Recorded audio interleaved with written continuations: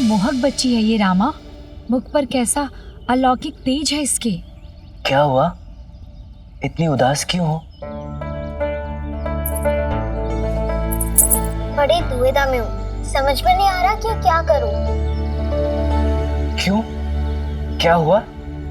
ये सब गुड़िया देख रही हो ना, ये सब मैंने स्वयं बनाई है। अरे वाह, तो इसमें उदास होने वाली क्या बात है? तुम्हारी सभी गुड़िया अत्यंत सुंदर और मनमोहक है। तुम सच में एक उत्कृष्ट कलाकार हो ना? हाँ बिल्कुल, माँ की शपथ। परंतु जब मैं किसी को अपनी पसंद की गुड़िया देना चाहती हूँ तो वो कोई और ही गुड़िया मांगता है, कोई और गुड़िया बेचना चाहती हूँ तो वो कोई और ही गुड़िया मांगता है। कोई कहता है कि किसी गुड़िया का सर बहुत बड़ा है, कोई कहता है कि किसी गुड़िया के हाथ पैर बहुत छोटे हैं, किसी को इसके कपड़े नहीं भाते, तो किसी को इसकी की सज्जा, किसी को मेरी कला, परिश्रम और सच्चाई का कोई महत्व ही नहीं। सोचती हूँ कि गुड़िया बनाना ही छोड़ दूं। अरे क्यों, तुम ऐसा क्यों सोचती हो? किसी और के आकलन करने से तुम्हारी अपनी प्रतिभा तो कम नहीं हो जाती ना। कोई कुछ भी कहे, कुछ भी सोचे, तो हमेशा वही रहोगी जो तुम हो, एक उच्च कोटि उत्कृष्ट कलाकार। और फिर ये आवश्यक भी तो नहीं कि हर कोई तुम्हारी प्रतिभा समझे। यदि कोई तुम्हारी प्रतिभा नहीं समझता तो ये उसकी दृष्टि का अवगुण है। उसके लिए स्वयं पर या अपनी प्रतिभा पर संदेह करना तो उचित नहीं ना। पीछे हट जाना भी उचित नहीं, सब कुछ त्याग देना भी। मैं आज ही अपना त्याग पत्र महल भिजवा दूंगा, उचित नहीं।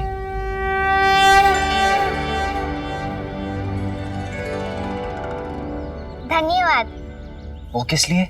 मुझे ये समझाने के लिए कि मुझे पीछे नहीं हटना चाहिए और हार नहीं माननी चाहिए।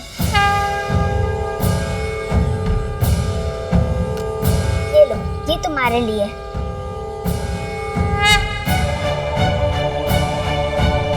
कल्याण हो।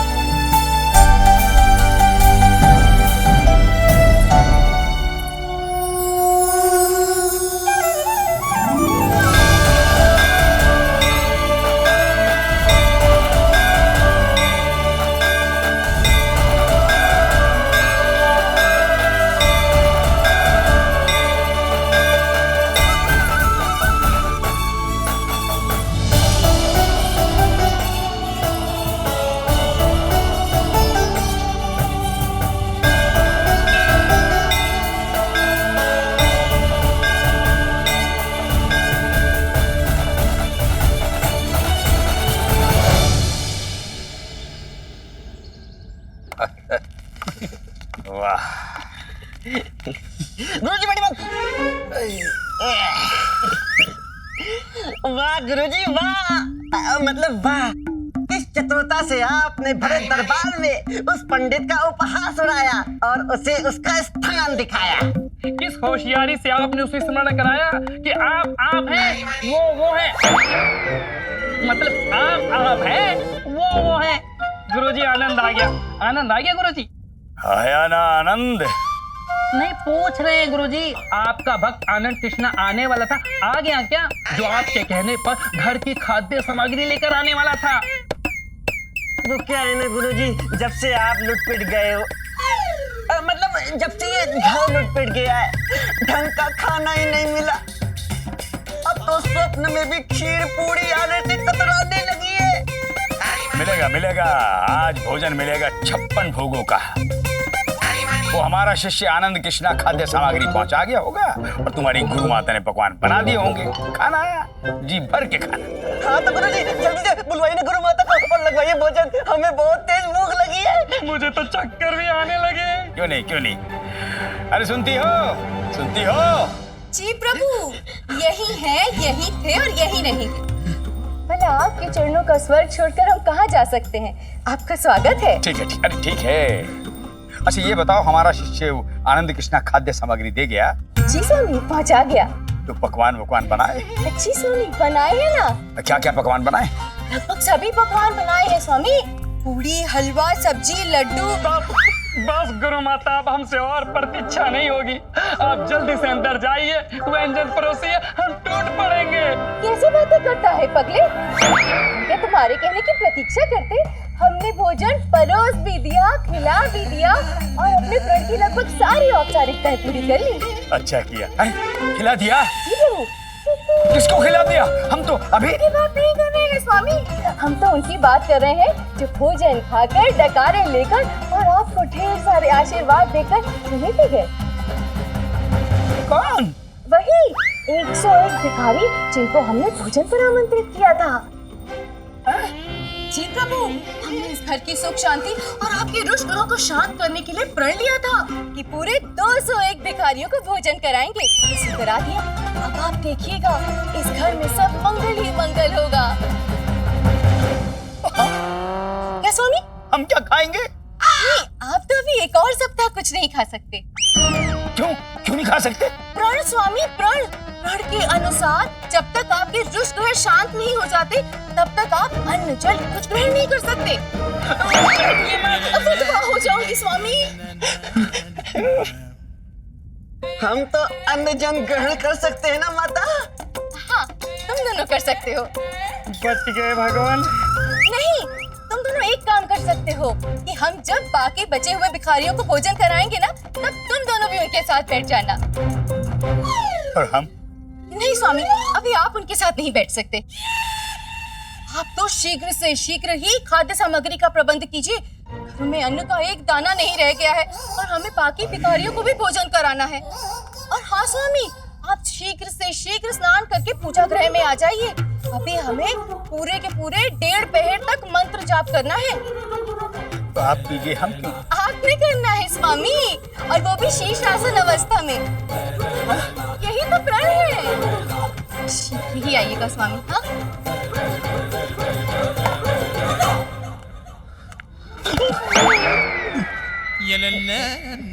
गुरुजी, आचार्य को संदेश वाहक का नमन गुरुदेव। हाँ, आपको महाराज ने महल में बुलाया है। हम आते हैं, जाइए। अभी बुलाया है आचार्य, तत्काल आने को कहा है। ऐसी कौन सी प्रलय आ गई? पता नहीं आचार्य, परंतु तत्काल आने का आदेश दिया है। चलिए आइए।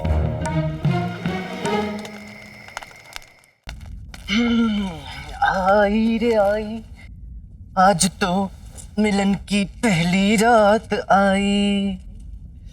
आई रे आई, आज तो मिलन की पहली रात आई। ए बंधु,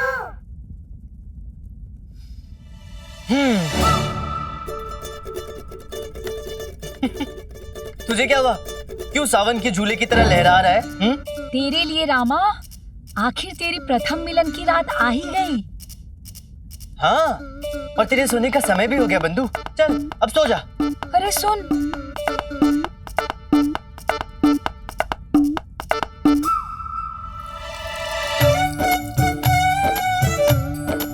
अरे नहीं रामा, ऐसा मत कर।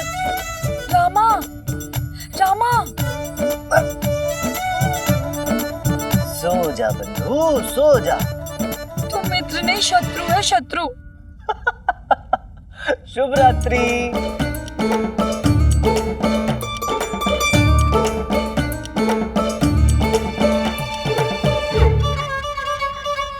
कैसा भागा जा रहा है कुत्ता?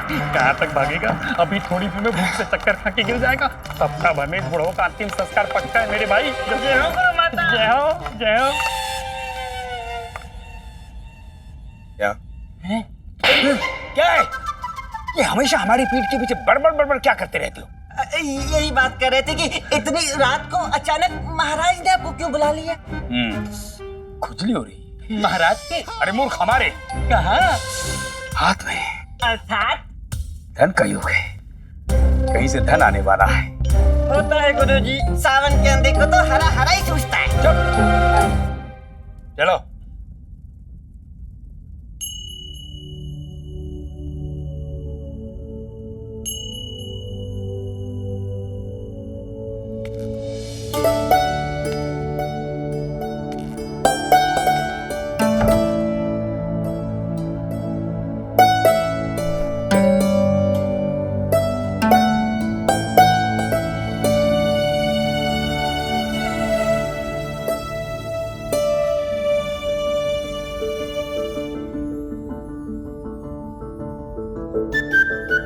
आपको हमारी याद आ ही गई।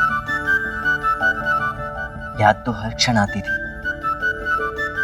तो ये रात आ जाएगी।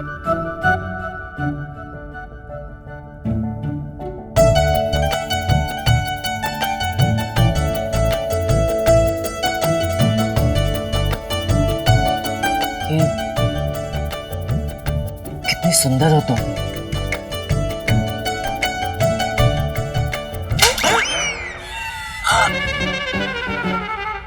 ये कैसा प्रेम है शारदा, जो प्रेम कम और प्रतिशोध की भावना ज्यादा अनुभव होती है। उठा लो, उठा लो। अरे अभी तो तुम्हारा थप्पड़ उठाया अपने गाल पर, और क्या उठाऊं? शपथ उठा लो, ये प्रेम ही था, वो तो बस आवेश में। अच्छा, फिर ठीक है।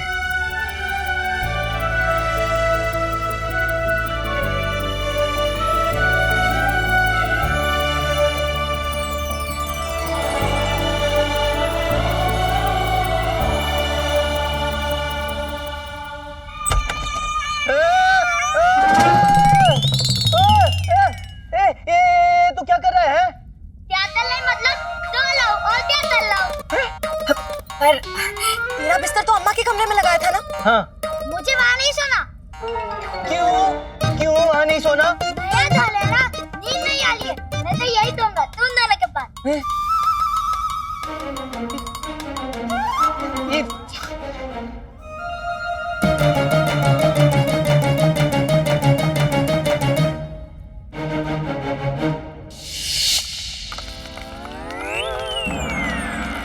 आपको भय नहीं लगता? यदि किसी को पता चल गया कि हमारे शयन कक्ष में कोई बाहरी पुरुष है, तो महाराज तो आपको जीवित दीवार में चुनवा देंगे।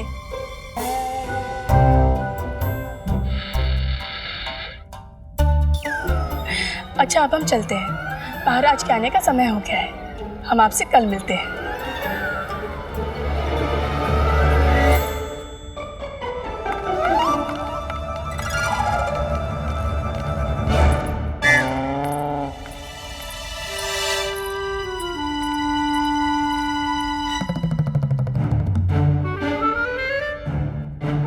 गुरुजी ये तो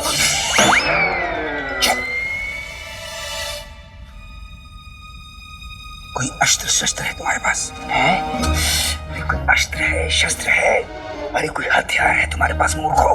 क्या बात कर रहे हैं गुरुजी, आप तो ठहरे भोगी मतलब योगी, और हम हैं आपके चेले। भला हमारे पास अस्त्र शस्त्र का क्या काम? हमारी अस्त्र शस्त्र तो आपकी कपटी बुद्धि ही है। हमारी, इसका मतलब है हमारी कपटी बुद्धि हो। किसी काम के नहीं तुम दोनों।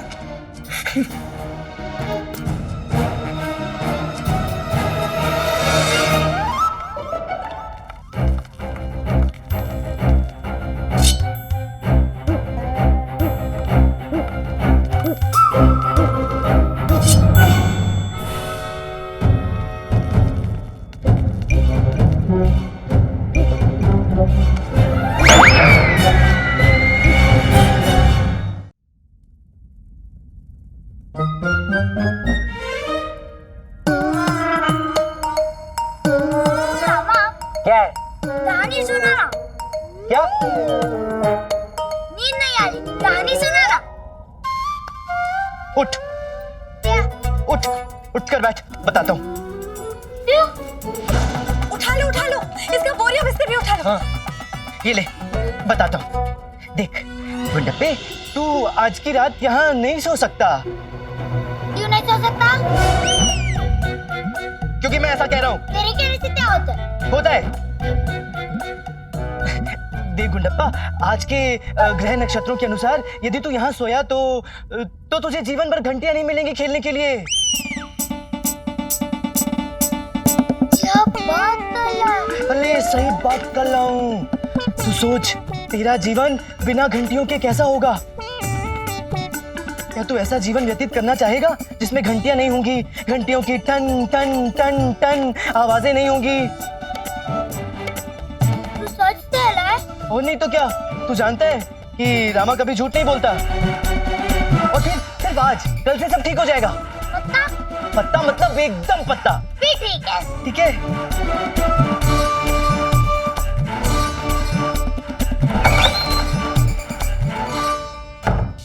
सावधान, हिलना नहीं। पहचान तो हमें गया होगा तो दुष्ट, हम हैं राज पुरोहित तथा चार्य। चारों दिशाओं से घिर चुका है पापी। 3 दिशाओं से गुरुजी। चौथा तो ये स्वयं है। अरे हमें पता है, हिलना नहीं। तेरा ये दुस्साहस कि तू महाराज की अनुपस्थिति में महारानी के शयन कक्ष में प्रवेश करे और यहाँ रासलीला मनाए। आने दे महाराज को, फिर देख कैसे वो तेरे शरीर को छिन्न भिन्न करके तेरा अस्तित्व मिटाते हैं। ये हम ही हैं आचार्य। और ये भी तो हम ही हैं, तेरी अकाल मृत्यु। ये महाराज की आवाज में क्यों बात कर रहा है? क्योंकि हम महाराज ही हैं।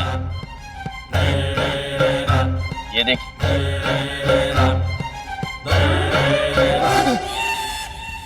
महाराज। जी हाँ महाराज, विजयनगर के महाराज श्री कृष्णदेव राय। क्षमा कीजिएगा महाराज, हमने आपको पहचाना नहीं था। इसमें आपकी कोई त्रुटि नहीं है आचार्यवर। हम स्वयं को नहीं पहचान पाए तो आप हमें कैसे पहचानते आचार्य? परंतु महाराज, वो महारानी आपको ऐसे संबोधित कर रही थी जैसे आप कोई और हैं। आप तो जानते हैं आचार्यवर, अकेलियां करना उनका स्वभाव है। तो आस परियास में किसी और नाम से संबोधित कर रही थी हम। पर महाराज, ये बहरूप, ये वेश, ये किस लिए? वो सब छोड़िए आप आचार्य, आप हमें ये बताइए कि हम इस बहरूप में लग कैसे रहे? बहुत अच्छे महाराज, बहुत अच्छे। कोई हमें पहचानेगा तो नहीं? असंभव महाराज, बिल्कुल असंभव। औरों की तो छोड़िए, क्षमा कीजिएगा, यदि आज यहाँ पर आपकी स्वर्गीय माता जी भी होती तो वो भी आपको नहीं पहचान सकती। जी, हमारी स्वर्गीय माता जी, उन्हीं के लिए आपको यहाँ बुलाया था हमने। स्वर्गीय माता जी के लिए? जी आचार्य। परंतु ईश्वर उनकी पुण्य आत्मा को शांति दे, वो कहाँ रही? वो तो बहुत पहले स्वर्ग से धार चुकी है। जी, आपको भी वहीं जाना होगा। जी। कहाँ जाना है? स्वर्ग में हमारी माता जी के पास। चलो, धरती का बोझ हल्का हुआ। क्यों? क्षमा करें महाराज, हमसे क्या भूल हो गई महाराज? आप हमें स्वर्ग क्यों भेज रहे हैं महाराज? ये हमारी आयु है स्वर्ग जाने की? नहीं महाराज, महाराज देखिए, अभी हमने कुछ देखा ही नहीं है। आप देखने को लेके गए इस बुड्ढे के लिए, क्या धरती की अंतिम प्रजाति का भी अंत देख के मरेगा? इतना जी लिया, ये क्या कम है बुड्ढे के लिए?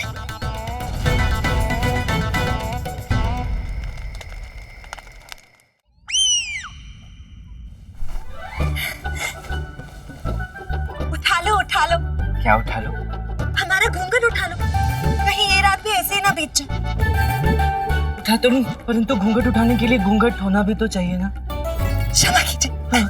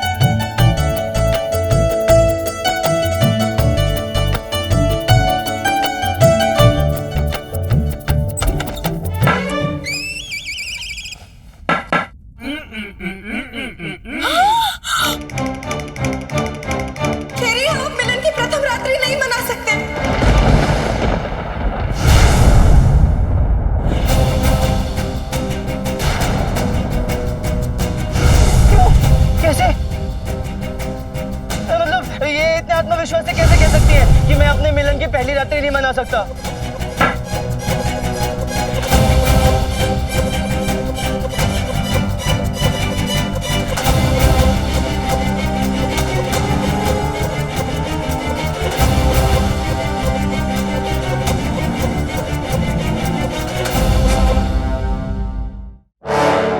खेरी, आप मिलन की प्रथम रात्रि नहीं मना सकते।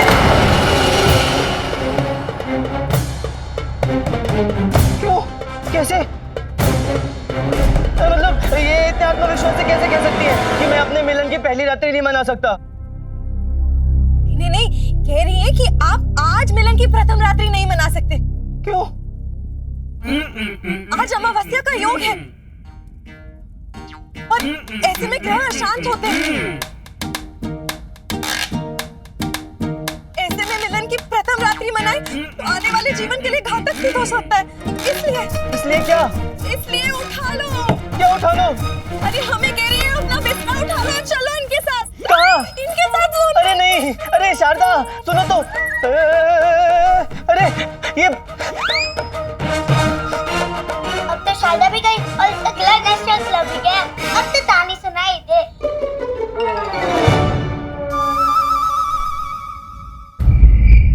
बात यह है कि हम एक दुविधा में हैं और केवल आप ही है जो हमें इस दुविधा से बाहर निकाल सकते हैं। कैसी दुविधा महाराज?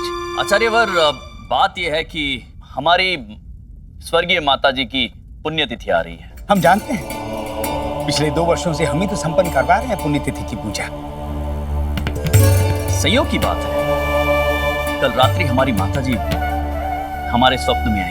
अच्छा जी, और हमें स्मरण हुई उनकी अंतिम इच्छा। कौन सी अंतिम इच्छा महाराज? रत्नागिरी के आमों का स्वाद चखने की इच्छा।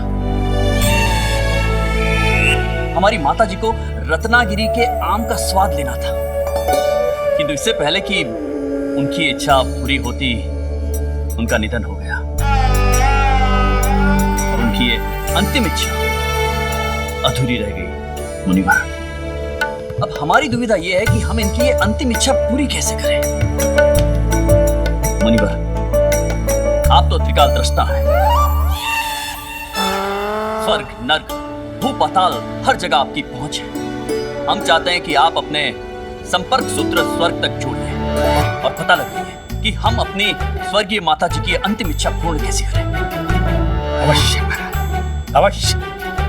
हम आज ही साधना पर बैठते हैं और अपनी साधना शक्ति द्वारा पता लगाते हैं कैसे आपकी माता जी की अंतिम इच्छा पूरी की जा सकती है। धन्यवाद मुनिवर।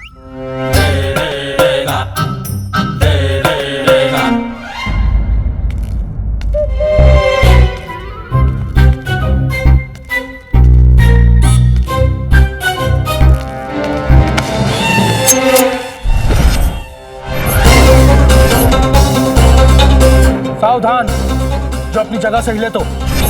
कौन हो तुम और इतनी रात में इस महल में क्या कर रहे हो? मंत्रीवर, आप? महाराज,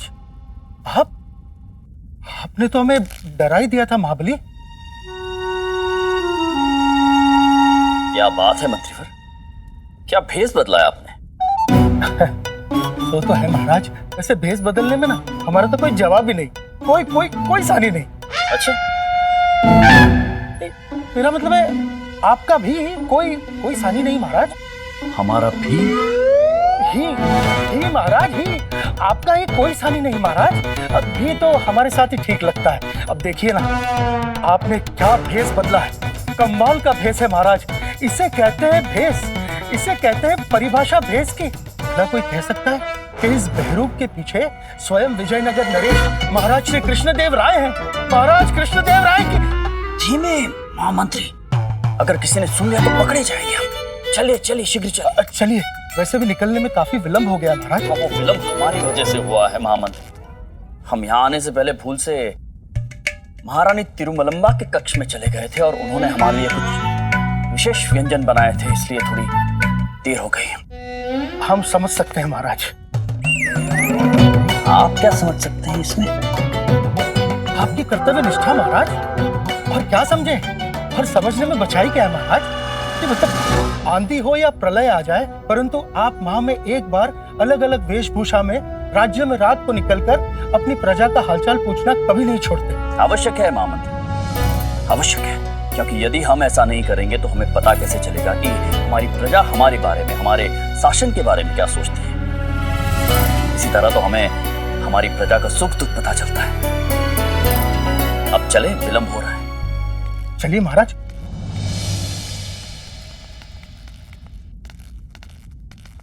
तो किस गांव से हो भैया? तेनाली से। तेनाली गांव? अरे वो भी है जो महाराज के लाडले पंडित रामकृष्णा का गांव है। ऐसे क्यों कहते हो भैया? इसमें लाडले वाली क्या बात है? रामकृष्णा एक ज्ञानी पंडित है, बुद्धिमान पंडित है। सारा नगर उनकी बुद्धि कौशल की सराहना करता है, राजा भी करते हैं। इसमें बुरा क्या है? अरे इसमें बुरा कुछ नहीं है भैया। अच्छा ये बताओ, तुम्हें नहीं लगता कि महाराज पंडित रामकृष्णा पर अधिक मेहरबान है?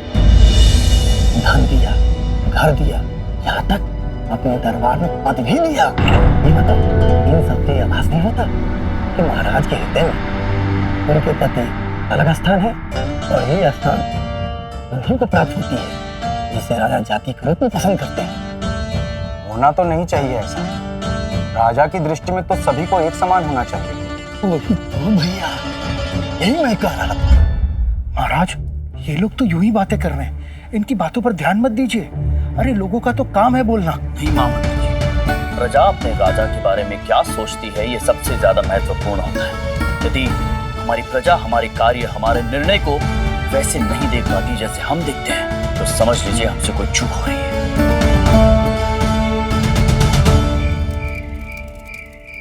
मनमोहक रूप है जिसका महाबली सिकाए, दुख करता दुख हरता महाराजा श्री कृष्ण देव राय, तीनों लोगों में स्वामी कहलाए हमारे कृष्ण देव राय। तीनों लोगों के स्वामी कहलाए हमारे कृष्ण देव राय। राम मुनिवर। राम मुनिवर, इतनी रात को आप कहाँ से आ रहे हैं? और गांव से आए हैं, बैरागी हैं। आइए आइए ऋषिवर, हमारे साथ बैठिए, विश्राम कीजिए। आइए। अवश्य अवश्य, थोड़ा सा विश्राम तो कर ही सकते हैं। आइए मुनिवर, आइए। अरे हटो हटो। लगता है आप सब अपने राजा को बहुत प्रेम करते हैं। जी जी बहुत आदर करते हैं। जी जी जी। आपका गीत सुना, थोड़ा सा अच्छा लगा। ये सब तो ठीक है, लेकिन आप सभी लोग इस समय यहाँ पर पौष क्या? पौष? ये पौष क्या है? वो क्या है ना ऋषिवर कि हम सब लोग पत्नी उत्पीड़न के शिकार हैं। हमारी पत्नियां जब जब उत्पीड़न करती हैं, हम लोग यहाँ आकर बैठ जाते हैं और हमने इस जगह का नामकरण भी कर दिया, पौष, पत्नी उत्पीड़न संघ। और जब हमारी पत्नियों का क्रोध शांत हो जाएगा तो हम सब लोग अपने अपने घर को चले जाएंगे। कमाल है, भला कोई अपनी पत्नी से इतना डर सकता है क्या? इसमें कौन सी बड़ी बात है मुनिवर, जब हमारे वीरों के वीर राजा श्री कृष्ण देव राय, जो कि किसी से नहीं डरते हैं, वो भी अपनी धर्मपत्नी महारानी तिरुमलंबा के सामने आते ही बिल्ली बजाते फिर हम किस खेत की मूली है भाई? अरे महाराज, है तो क्या हुआ, ये तो हमारी तरह पति ही, ये वो भी अपनी पत्नी के आगे आत्मसमर्पण कर देते होंगे, जैसे हम लोग अपनी अपनी पत्नियों के सामने आत्मसमर्पण कर देते हैं। पता नहीं ये कान में क्या चला गया, कुछ सुनाई नहीं दे रहा है।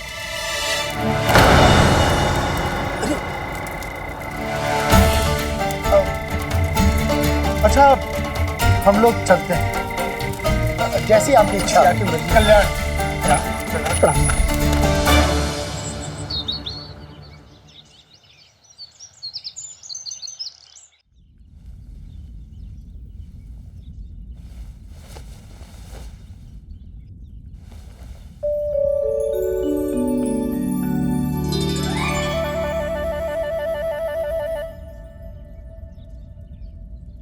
शारदा,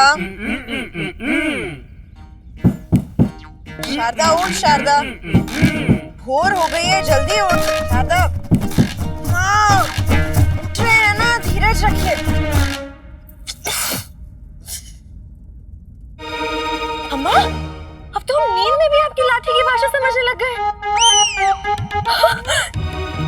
लो, उठ गए। प्रणाम।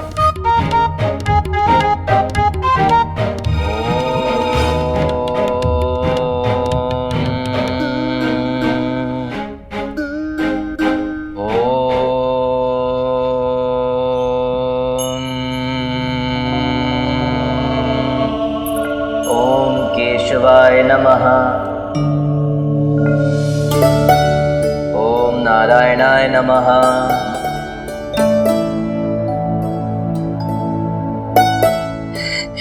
हाँ अम्मा, आप बिल्कुल सही कह रही है। रामा तो पहले जैसा रामा रहा ही नहीं, बिल्कुल बदल गया है।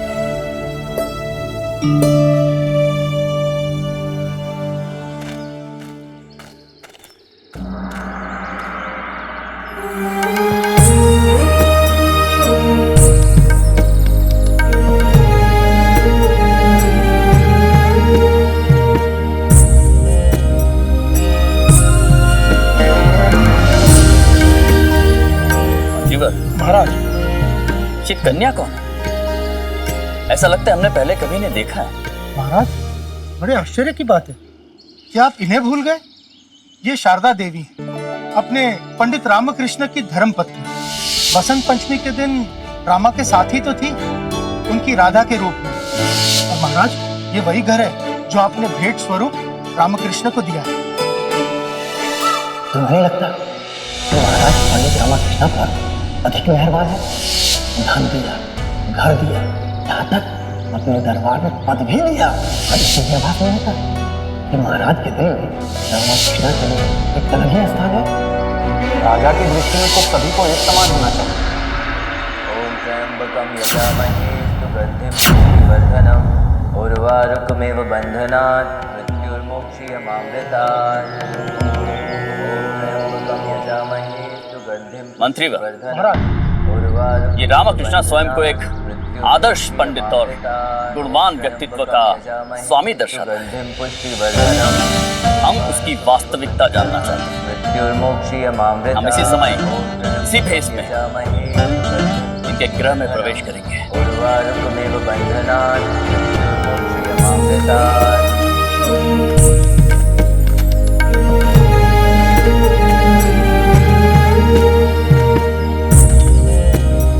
भिक्षाम दे माते, भिक्षाम दे, भिक्षाम दे माते। क्षमा कीजिए ऋषिवर, परंतु इतनी सुबह सुबह? भूख, मृत्यु, भाग्य, सौभाग्य, संपत्ति, विपत्ति, ये सब समय दिखती थोड़ी आती। हमें भूख लगी थी तो तेरे द्वार पर आ गए पुत्री। किंतु यदि तुझे कोई आपत्ति है तो कोई बात नहीं, हम खाली हाथ ही लौट जाते हैं। चलिए। रुकिए मुनिवर, रुकिए प्रभु, रुकिए, रुक जाइए। करियो शारदा, राधा साधु को कोई खाली हाथ लौटाता है क्या भला? ये रामा, हमारा वो तात्पर्य नहीं था। मैं जानता हूँ, पर इन्हें तो यही प्रतीत हुआ होगा ना कि हम इन्हें भिक्षा देना नहीं चाहते। मुनिवर, इन्हें अपनी पत्नी की ओर से आप दोनों से क्षमा मांगता हूँ।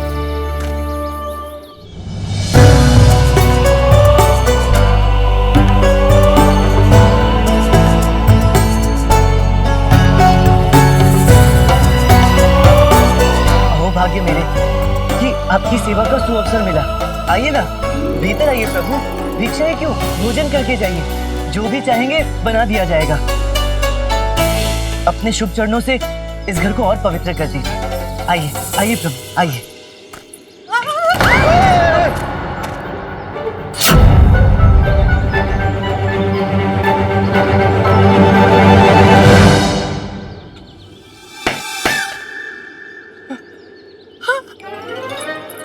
कोई आगे नहीं बढ़ेगा। जो जहां है वही खड़ा रहेगा। एक कदम भी आगे नहीं बढ़ाएगा कोई। अम्मा, क्या कर रही हो? सौभाग्य से साधु घर पधारे हैं और तुम इस तरह से कह रही है ये साधु नहीं है। इन्होंने इन्हें पहचान लिया है।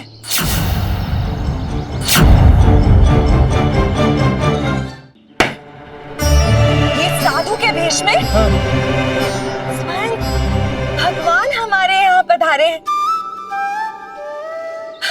उठा लो। क्या? वो जल का लोटा उठा लो, उठा के इनके चरण दो और इन्हें धन्यवाद करो कि ये यहाँ आए और इन्हें अंदर आने का निमंत्रण दो। क्षमा करें प्रभु, ये मेरी अम्मा है। इन्होंने आजीवन मौन व्रत धारण किया है, इसलिए इस तरह सांकेतिक भाषा में बात करती हैं। और ये मेरी धर्मपत्नी शारदा है। पूरे संसार में केवल यही है जिसे इनकी सांकेतिक भाषा समझ में आती है। दोनों ही बहुत अद्भुत हैं। आइए आइए प्रभु, आइए आइए।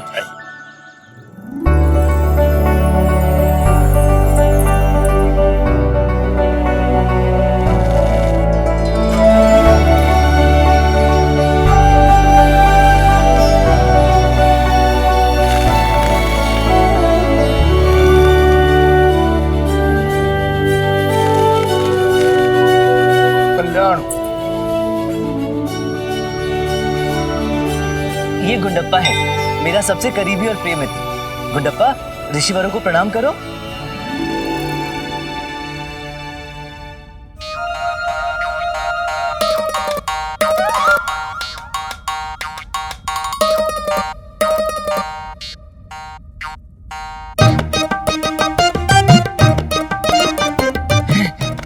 गुंडप्पे, मेरे अच्छे गुंडप्पे, ऐसा मत कर। ये साधु हैं, अतिथि हैं, और अतिथि तो भगवान समान होते हैं ना, इसलिए यहाँ से कुछ भी निकालने का सोचना भी मत। हाँ, अरे गुरुवर, आप मत घबराइए। वो जो आपकी धोती के साथ घंटियां लटक रही है ना, ये उन्हें देखकर उत्तेजित हो रहा है। क्या है कि घंटियां इसकी कमजोरी है, जहां भी घंटियां देखता है निकाल कर खेलने लगता है, गधा कहीं का। अच्छा, अब हम चलते हैं। भिक्षा के लिए बहुत बहुत धन्यवाद। कुछ समय और मिल जाता और आप दोनों को भोजन खिलाने का सौभाग्य मिल जाता तो जीवन धन्य हो जाता प्रभु। मेरी धर्मपत्नी बड़ा स्वादिष्ट भोजन बनाती है। मुझे विश्वास है आप दोनों को अवश्य पसंद आएगा। भूख तो लगी है। लगी तो हमें भी है।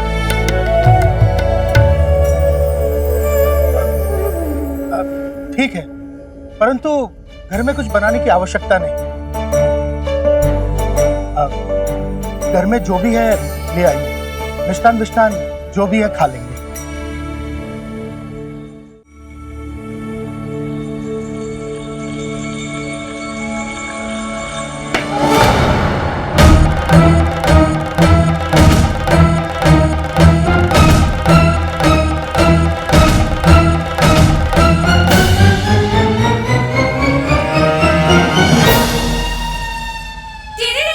अम्मा कह रही है कि इन्होंने जांच लिया है कि ये मिष्ठान आपके भोग के लिए बिल्कुल स्वादिष्ट और सुरक्षित है।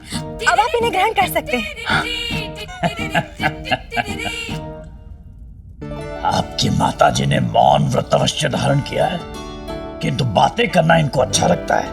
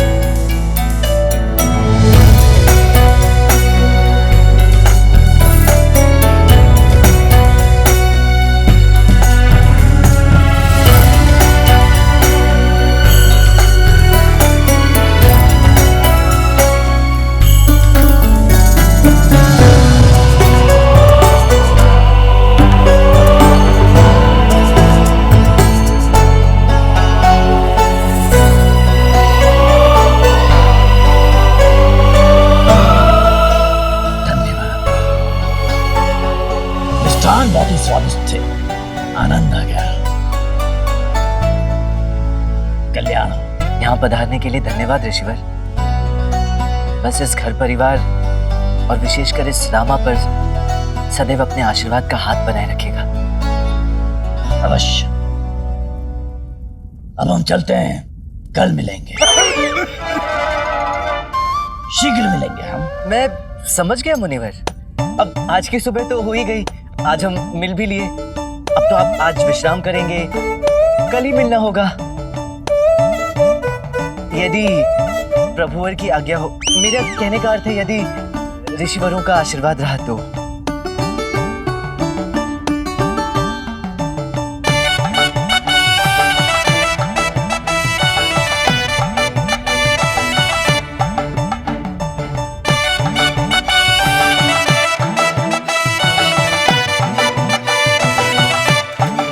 क्या निष्कर्ष निकाला महाराज? यही कि मिष्ठान बहुत स्वादिष्ट है।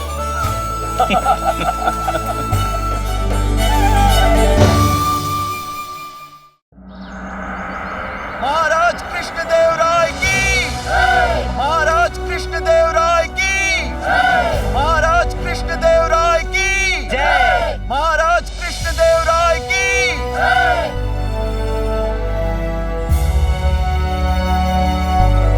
महाराज, आज के दरबार की कार्रवाई शुरू करने क्षमा से कीजिएगा महाराज, इससे पहले कि दरबार की कार्यवाही प्रारंभ हो, हम आपसे कुछ कहना चाहते हैं। अवश्य आचार्य, कहिए क्या कहना चाहते हैं आप। यदि महाराज को स्मरण हो तो महाराज ने हमें अपनी स्वर्गीय माता जी की अंतिम इच्छा पूर्ति के लिए कोई उपाय निकालने के लिए कहा था, जिससे मरणोपरांत भी उनकी अंतिम इच्छा पूरी हो सके। जी जी आचार्य, याद है हमको। तो कोई उपाय निकाल पाए हैं आप हमारी दुविधा का? जी हाँ। महाराज के माताजी की अंतिम इच्छा हम कुछ समझे नहीं महाराज। हम बताते हैं मंत्रीवर।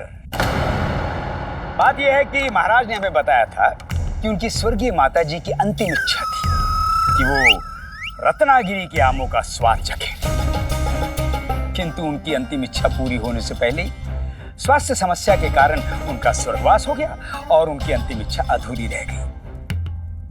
तो महाराज इस दुविधा में थे कि कैसे उनकी स्वर्गीय माता जी की अंतिम इच्छा पूरी की जाए ताकि वो अपने पुत्र होने के कर्तव्य के ऋण से मुक्ति पा सके।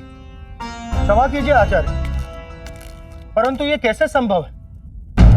स्वर्गीय राजमाता रत्नागिरी के आम खाने के लिए जीवित तो नहीं? मृत्यु मनुष्य की होती है मंत्रीवर, कर्तव्य की नहीं। तुलवा कुल के वंश अपने प्राण दे सकते हैं, परंतु अपने कर्तव्य से पीछे नहीं हट सकते।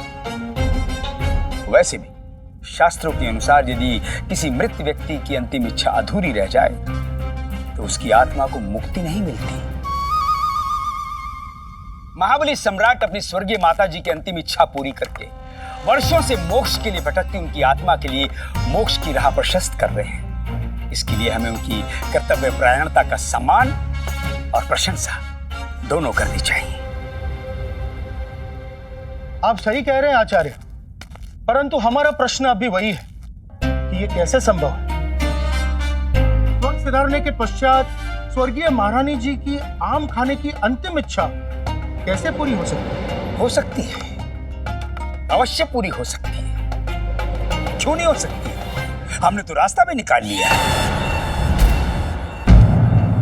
अपने ध्यान, तपस्या और तंत्र साधना की शक्तियों से अंततः हमने परलोक से संपर्क साध ही लिया और जान ही लिया कि कैसे स्वर्गीय महारानी की अंतिम इच्छा पूरी की जा सकती है। तो बताइए आचार्य, कैसे पूरी हो सकती है हमारी स्वर्गीय माता जी की अंतिम इच्छा? बहुत सरल उपाय है महाराज। आप अपनी स्वर्गीय माता जी की पुण्य आत्मा के नाम पर यहाँ पंडितों को एक एक सोने का आम बांट दीजिए।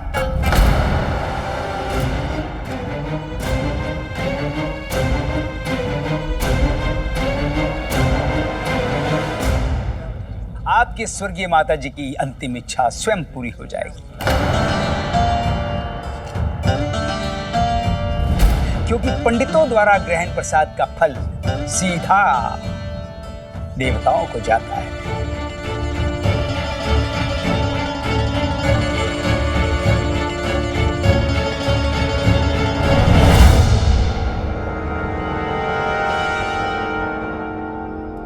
उपाय अद्भुत है आचार्यवर। पंडितों को भोग लगाना अर्थात देवताओं को प्रसन्न करना, और देवताओं को प्रसन्न करना अर्थात सभी ऋणों से मुक्ति पाना।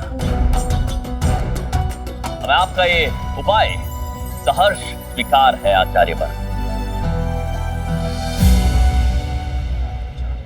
हम आज ही सोने के आम बनवाने के उसकी लिए कोई आवश्यकता नहीं है महाराज।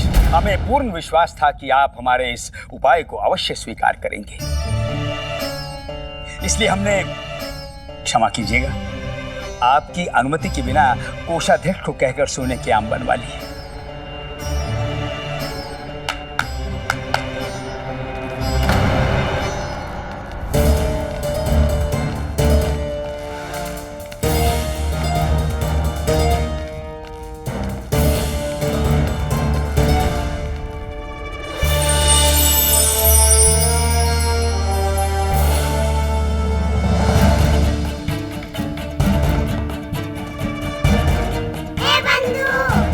सब क्या हो रहा है बंधु? रोकना होगा इस अंधेर को। कुछ नहीं करेगा तू रामा, कोई आवश्यकता नहीं है बीच में टांग अड़ाने की। अरे यहाँ लूट मची और तू मुझे चुप बैठने को कह रहा है? ना ना, मैं चुप नहीं बैठूंगा। एक काम तो मुझे भी मिलना ही चाहिए। रामा तू भी? हाँ बंधु, मैं भी।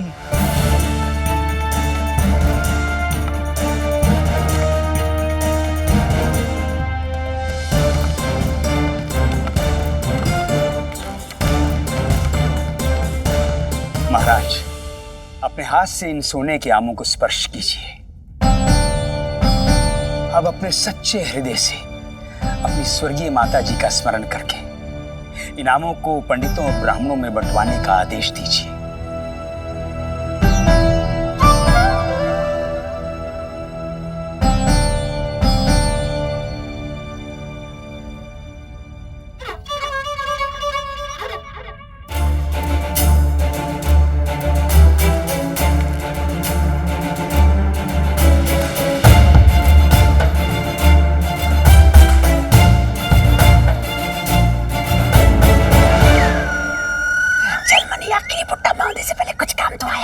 ये तो है, बुढ़ा अपना बहुत बड़ा चालू है। बस मनी तू ये प्रार्थना कर कि ये सोने के आम लेकर निकलने से पहले यहाँ कोई गड़बड़ ना हो। हाँ धनी, जल्दी निकल।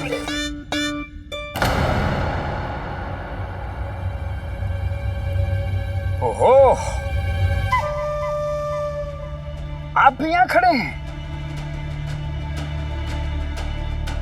आपके विदूषक महोदय भी यहाँ पंक्ति में खड़े हैं। पंडित रामकृष्ण, आप वहां क्या कर रहे हैं? अपनी बारी की प्रतीक्षा कर रहा हूँ महाराज। गोत्र धर्म के अनुसार मैं भी एक पंडित हूँ, तो उस नाते सोने के एक आम पर मेरा भी अधिकार बनता है। बस वही लेने खड़ा था। खड़े नहीं थे, खड़े नहीं थे, छुपे खड़े हैं, ताकि इनाम भी मिल जाए और किसी को पता भी न चले कि हमारे ये विदूषक महोदय कितने बड़े अवसरवादी हैं, लालची हैं। महाराज एक सोने का आम पाने के लिए अपना पद खाली छोड़कर यहाँ पंडितों के बीच में अपना अधिकार पाने के लिए खड़े। हाँ, ये तो लालच की पराकाष्ठा हो गई महाराज। ये सब क्या है रामकृष्ण? हम आपको जो वेतन देते हैं, पुरस्कार देते हैं, जो धन देते हैं, वो पर्याप्त नहीं है क्या? पर्याप्त है महाराज, पर्याप्त से भी अधिक गुना ही होगा। परंतु क्या? मुफ्त का माल किसे अच्छा नहीं लगता महाराज। और फिर लुटेरों की नगरी में लूट कोई अपराध तो नहीं है। यहाँ सोने के आम बट रहे थे तो मैंने सोचा क्यों ना बहती गंगा में हाथ धो लिया जाए।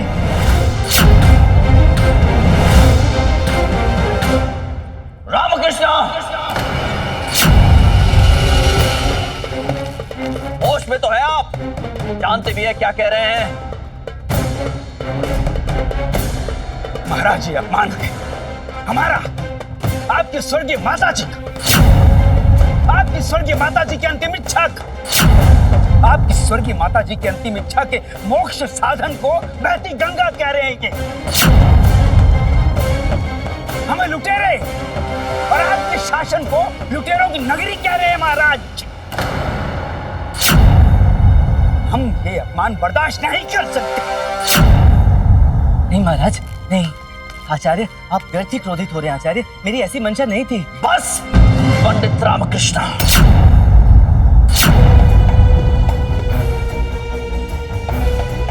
लगता है आप अपनी सीमा भूल बैठे हैं।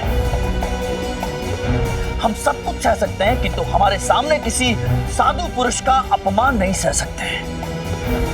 और वैसे भी ये हमारा निजी मामला है और हमारे निजी मामले में हस्तक्षेप करने का अधिकार हमने आपको नहीं दिया है। रामकृष्ण,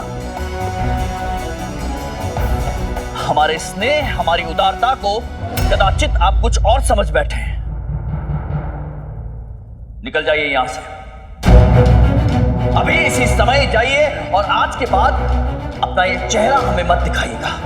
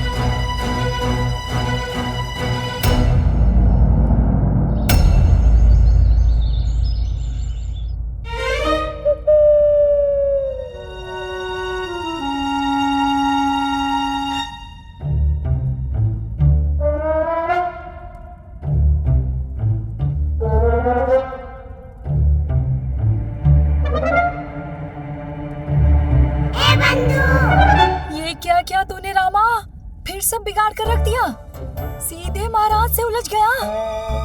मैंने तो वही कहा ना जो सत्य था। अरे ढंग होता है हर बात कहने का रामा। हाँ ठीक है ना, हो गई भूल, अब क्या फांसी पर चढ़ाएगा? फांसी तो तुझे लग कर रहेगी रामा, अम्मा के हाथों। तू मित्र है या शत्रु? चुप बैठ थोड़ी देर। अरे आप आ गए? हाँ वो उठा लो। क्या उठा लूं? पानी का लोटा उठा लो, उठा के हाथ मुंह धो लो, मैं अभी कपड़ा लेकर आती हूँ।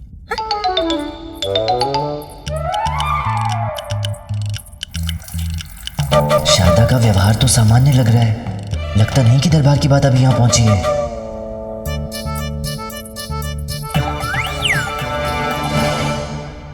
उठा लो। क्या उठा लो? जल की शपथ उठा लो कि जो मैं पूछूंगी उसका सच सच जवाब दोगे। क्या आपको दरबार से निष्कासित कर दिया गया है? सच सच जवाब दीजिए, मेरे प्रश्न का उत्तर दीजिए। तुम्हें कैसे? नगर के लोग जो कह रहे हैं सब सच है। उठा लो। क्या उठा लो? अरे अपनी धोती उठा लो, भागने में आसानी होगी। भागने में क्यों? अरे पीछे देखो, अम्मा खड़ी है। हाँ?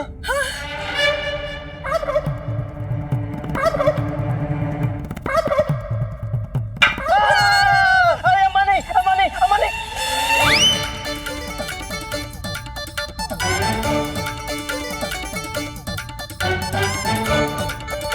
अम्मा नहीं, अच्छा मेरी बात तो सुनो अम्मा। नहीं नहीं नहीं, अरे तुम खड़े खड़े देख क्या रही हो? बताओ तो सही क्या कह रही है? पता था इन्हें कि आप एक जगह पर टिककर रहने वाले जीव ही नहीं हो। ये तो होना ही था। परिवार की सुख शांति देखी नहीं जाती ना आपसे। लग जाएगी।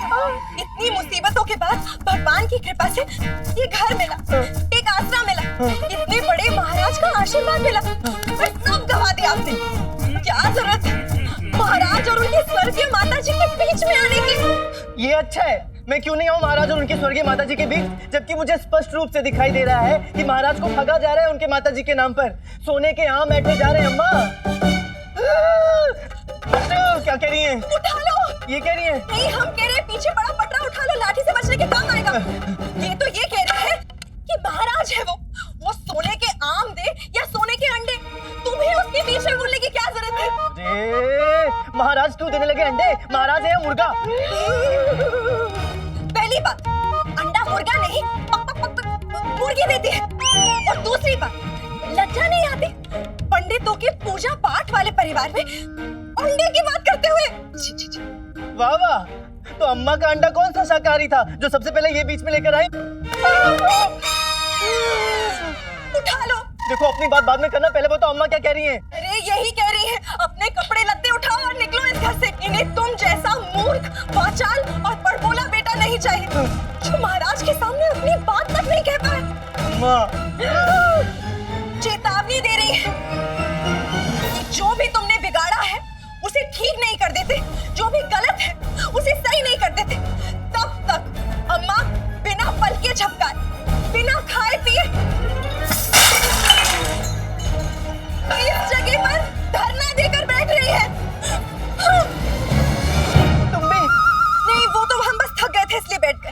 ये क्या मुसीबत है? क्या हुआ? इतना शर्माता है? हाँ, तमत्या, लामा ने फिर से कोई गुल चिल्लाया उतारा, है ना लामा? चल भाग भाग भाग भाग भाग।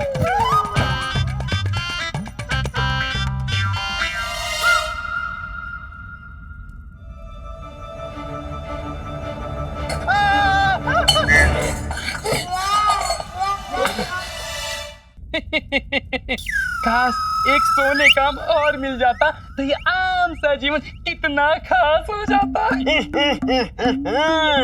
मैंने तो दोबारा कतार में लगकर अपना ये आम सा जीवन कब का खास बना लिया प्यारे। ये देख मकानी है। अच्छा, वो कपटी बुड्ढा जब महाराज के साथ कर रहा है वो पुण्य हो गया और ये धोखाधड़ी हो गई, मक्कारी हो गई। हाँ, बात तो बिल्कुल सही है। जैसे गुरु वैसे चेले।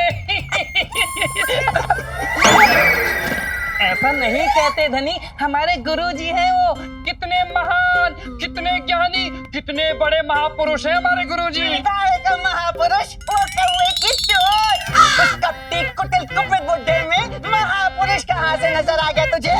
बस कर मेरे भाई, इतने भी बुरे नहीं है हमारे गुरुजी। बुरे? अरे छुरे छुरे घोपने का मन करता है उसके पेट में। ये छुरा अंदर और ये हवा बाहर। कर मेरे भाई, बस कर। ज्यादा बेइज्जती मत कर अपने गुरुजी की।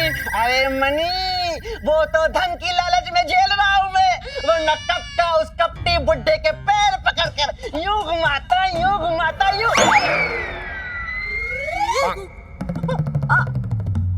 आशीर्वाद लेता।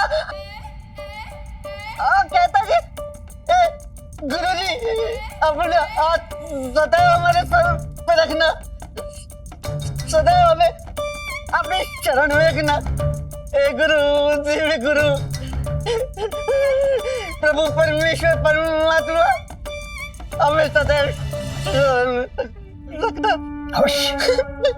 अवश्य हम अभी आशीर्वाद देते हैं अपने प्रिय शिष्यों को, दोनों को आशीर्वाद देंगे। हमारा आशीर्वाद।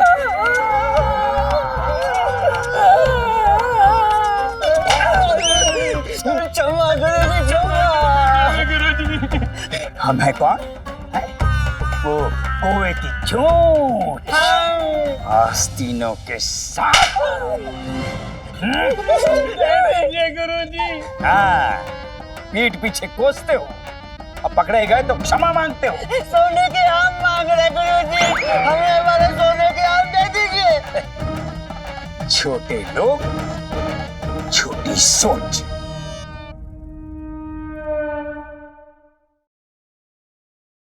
समंदर की लहरों में मिली सीप से संतुष्ट हो जाने वाले लोगों को समंदर की गहराई में मोती नहीं मिला करते। उसके लिए अथाह गहराई में गोता लगाना पड़ता है।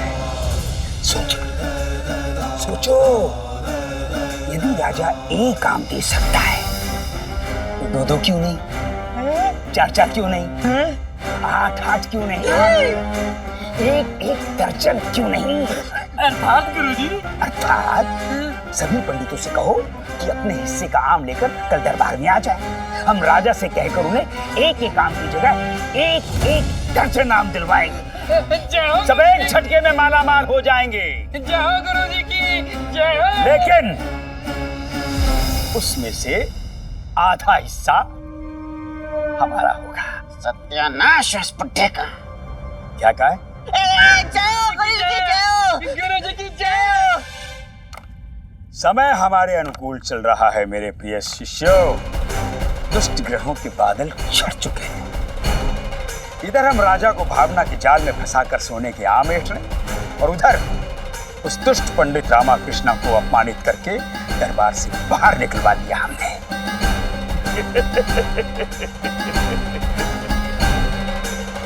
बेचारा पंडित, उसकी तो रातों की नींद उड़ गई होगी।